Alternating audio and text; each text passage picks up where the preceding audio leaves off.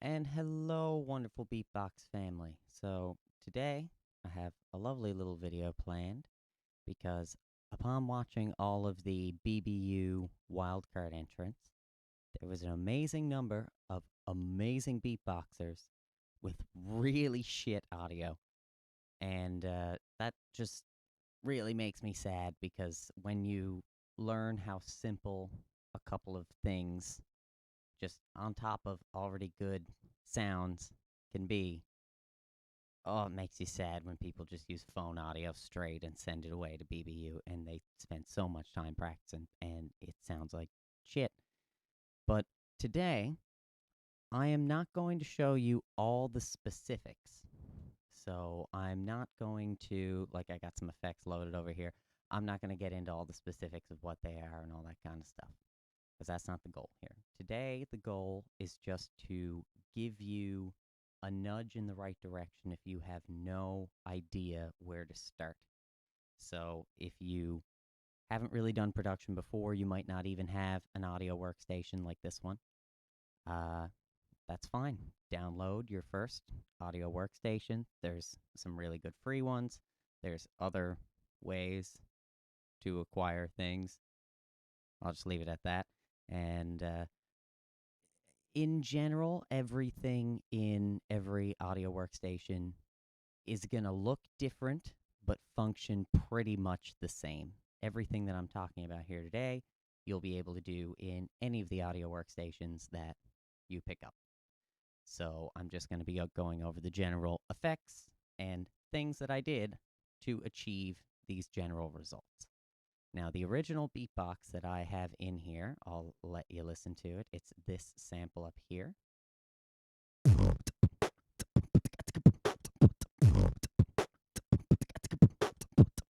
So that's the original. Not very good because I'm not a very good beatboxer, but we are going to eventually turn into this.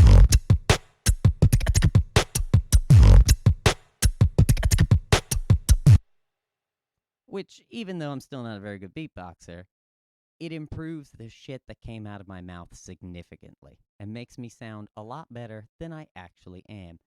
And I'm going to show you what the guys who really did well in BBU are probably doing. To more or less of an extent, they might be going a little bit crazier and really getting specific and spending tens of hours. They might just be doing a couple little things just to improve their general sound, but we'll go over that. So, first of all, we have this opening loop. And it is off time. And not saying I did it on purpose, but I purposely chose a loop with a little bit of time issues to show you how we can fix this. So if we zoom right on in, you can see the bars. So, for example, let me snap it to. These are beats, beat 1, beat 2, beat 3, beat 4. The beat starts on the line. So beat 1 starts here, 2, 3, 4, second bar. These thicker ones are your bars. And you can see that this first kick right here is way late. Or sorry, that's a snare, I think. Yeah, that's totally a snare. That is way late. And if we continue on, this guy's a little bit late. These triplets sound fine, though. You don't need to adjust all of them. And then this guy hits early. So there's stuff we can fix here. And also, there's some, especially in what kick was it? In this kick right here, I'm going to loop it so you can hear. I do like a weird sound after the kick. It's not a nice, it's like a, there's a weird thing after it. And we can also address that issue just by cutting it out. And every digital audio workstation will have some way to cut things out and drag them around. So just whatever audio workstation you choose, do that. You will eventually end up with something that will look like this second line here. So as you can see, I have this space that used to be here cut out, and there's nothing. And you can see it's aligned. I moved it because these can obviously move back and forth. Now that they're all separated from each other, I can just kind of cheating self-quantize them, and trust me, no one will fucking notice, because here is the beat.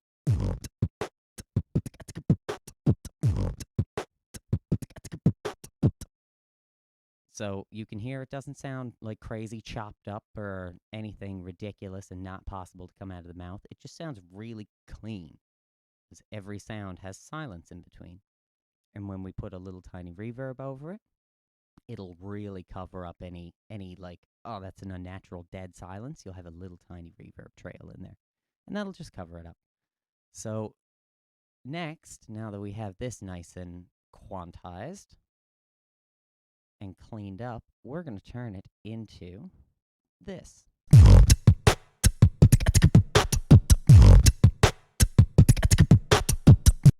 Which sounds significantly nicer.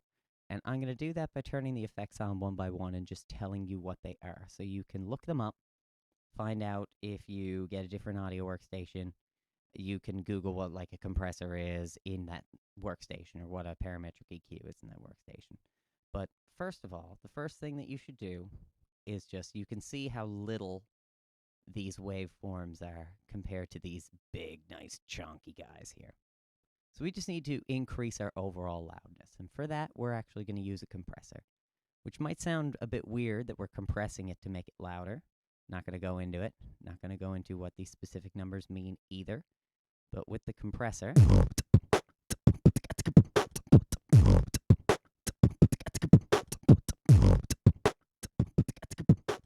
you can hear that without it, we're significantly quieter. We're only getting up to 5 or 6, negative 5 or 6 dB.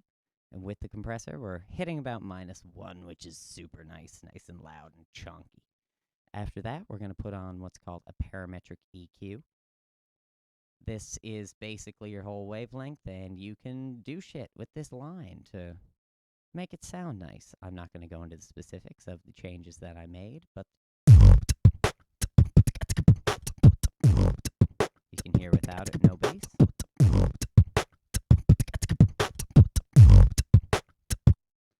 So I just beefed up my bass, beefed up my treble a little bit, took out a little bit around 200 to 400, and it sounds significantly nicer. On top of that, I'm going to put a nice little subtle reverb.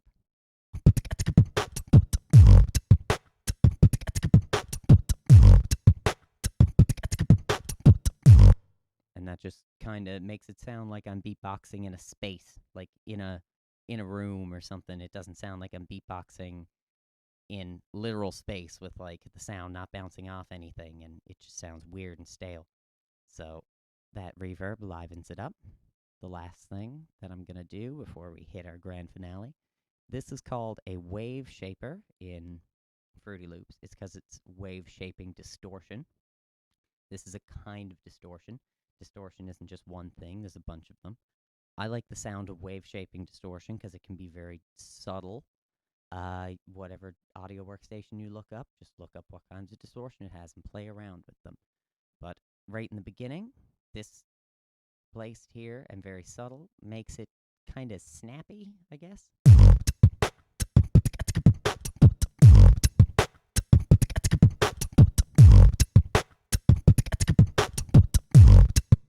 So it just makes it a little tiny bit snappier. It's very subtle, what I've done here, but it does make it a little bit snappier.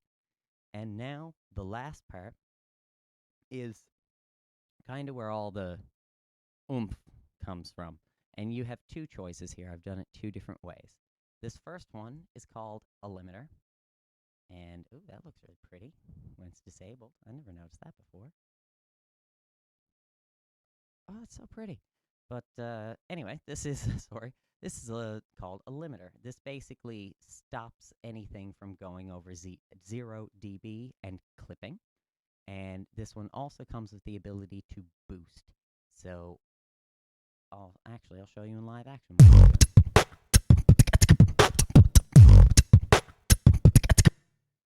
So that line is whenever we're being pressed back down, and these little hills here is the signal that's coming in. So whenever the signal reaches up to our green line, this compression line presses it all back down. And we give it a little bit of gain to make it all louder, and I will toggle this on and off to let you hear the difference.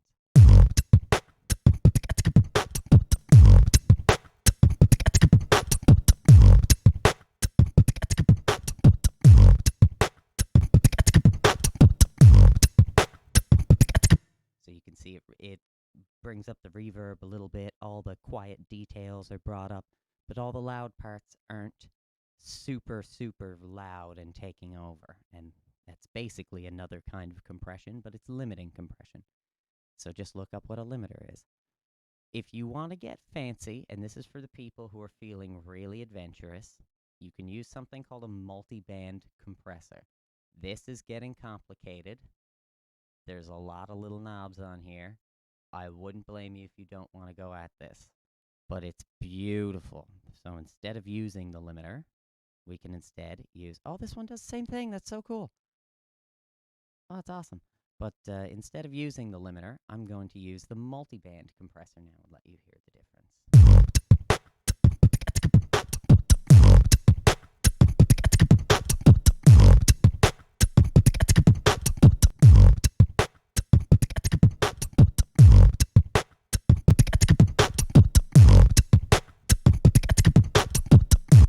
So as you can hear, it boosts things up the same way the limiter does, but having access to multiple bands, I have more control, hence multi-band.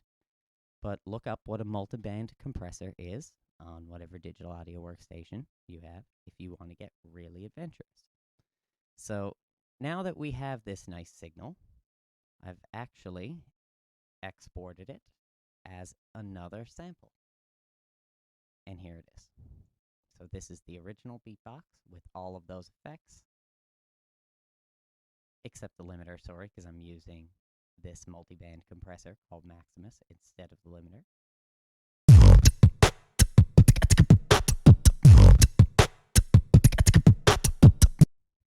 So in this, you could say, okay, I'm done. That sounds nice and big and fat. But if you want to get really specific, there's a couple of things you could do here. And you'll probably notice that this looks suspiciously different. What's going on here? These two waveforms aren't the same. And it's a clap. And it's because I didn't like the sound of this clap. Let's listen to this loop again, but pay attention to this clap. I really don't like it.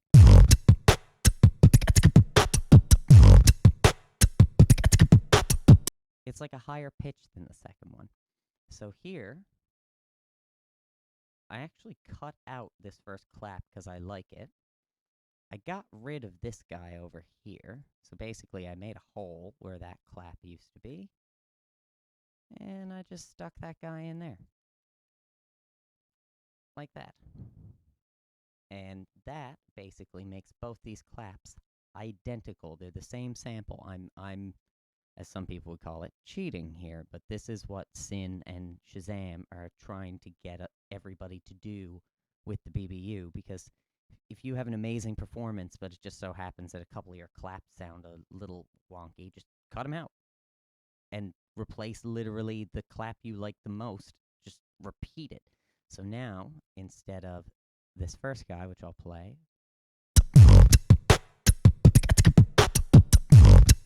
and we got that gross clap. Now, this one has two identical claps in it.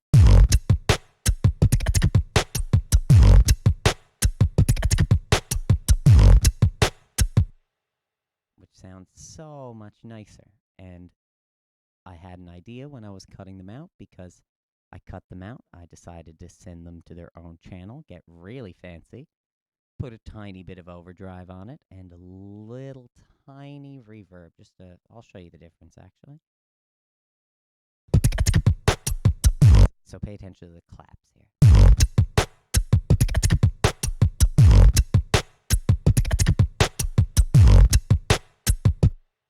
So this overdrive helps them hit just a little tiny bit crispier, and the reverb gives it a tiny trail going in between. So this reverb is only hitting on the claps. And you can get very, very fancy with this. Like the lip roll, for instance, I took out, made it its own sample. I put more equalization on it and more compression, and you can probably hear the difference between and the other one. They are different. It's very, very subtle, but they are different, and I like the second one more. Eventually, you'll, after a whole bunch of experimenting around with cutting things up and doing different effects on stuff, you'll find a general pattern of what works for you. And then you can just sit down, lay out a really good routine, and just apply that methodology through the whole thing. Like, you don't have to literally take one clap and replace every single clap in your song. But if there's one section where there's not much going on, and you're really paying attention to the claps, and there's one or two that are off or weirdly pitchy or like something weird happens, just cut them out and replace them. If one's a little late, push it forward, or if like something's a little weird, push it around a little bit. Put it in a space by giving it a little bit of reverb and boost it up with some compression and really bring out the subs and cut out that 400 range with an EQ. And just these couple of little simple things. Well, they're simple each together, but they seem really complicated when you put them on top of each other. But each one of these simple things will increase it a little bit, and when put all together, you get an amazing product at the end. And somehow, it can take me sounding really shitty. Oh, the effects are still on. Wait, I'm horrible. I'm horrible. So it makes me go from sounding really shitty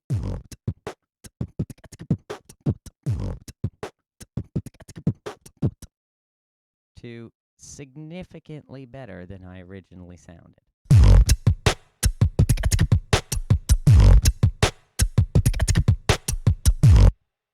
So there's a lot to be gained here, and it's a lot easier than learning how to beatbox. Any person that's got this far and knows how to beatbox has already spent way more effort trying to learn something than is required to learn all this. It might seem complicated when I'm first talking about it. It's really not. It's really, really not. I'm not a very smart dude. If I could figure this out, anyone can. I didn't go to school for this. I just lived on YouTube and learned eventually a couple little audio things. Now, I'm not the best audio engineer or anything, but I can significantly increase the Beatbox product if I wanted to put it out to someone. And if there's going to be more competitions like BBU coming around, this is going to be a very valuable skill to have. So I really recommend any beatboxers just get a hold of a digital audio workstation somehow and just start screwing around. Beatbox into it. If you have a loop station, you can use that as a sound card to get into here. If you don't, you can buy a sound card and you can beatbox straight into your audio workstation. And you can hear live even what's happening. I can route my voice into these effects if I wanted to. I'm not going to now because OBS will explode because it's terrible for recording. Fuck you, OBS. But anyway, that's pretty much all I'm going to say now, because anything from here on is just rambling. So get a digital audio workstation. Learn what these couple of things are, especially compression, equalization, reverb, and what a limiter is, possibly what a multi-band compressor is. Those are the very basics of sound engineering and production, and will get you really far without any bells and whistles. So anyway, I hope that this was helpful to some random beatboxers out there. If there are any other effects that you want me to go specifically into, or even if you have any examples, like you have a beatbox thing that you put up on YouTube and you want to know how to make it better, you can link it down in the comments, ask any questions down in the comments. I spend way too much time on YouTube reading comments, so just fire them at me. But anyway, guys, I love every beatboxer, and even the non-beatboxers who might be watching for some reason. I love you too. Big Esh to all of you, and I will see you later. Bye.